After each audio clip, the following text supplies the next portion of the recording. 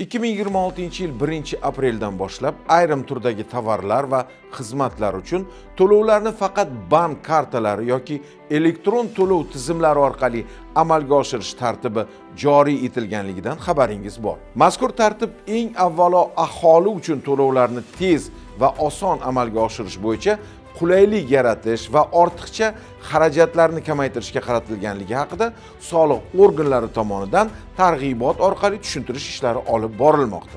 Avval amaliyotda ko'p hollarda tadbirkorlar to'lovni shaxsiy bank kartalariga P2P o'tkazishni so'rashar edi. Bunday holatda esa iste'molchilardan 0.5% dan 1% gacha qo'shimcha ushlanmalar olib qolingan. Yangi tartibga ko'ra esa to'lovlarni bank kartalari yoki QR kodlar orqali amalga oshirish imkoniyati yaratilib, bunda hech qanday qo'shimcha foiz undirilmaydi. Shu bilan birga amaldagi tartib asosida 1% miqdorida cashback ham qaytariladi. Natijada avvalgi holatga nisbatan iste'molchilar o'rtacha 2% gacha iqtisodiy foydaga ega bo'lmoqdalar. Ushbu yangiliklar nafaqat aholi uchun manfaatli, balki to'lovlarni shaffoflashtirish va yashirin iqtisodiyotni kamaytirishga ham xizmat qiladi. Barcha uchun manfaatli qarorlarning ko'payishi bu juda yaxshi holatdir.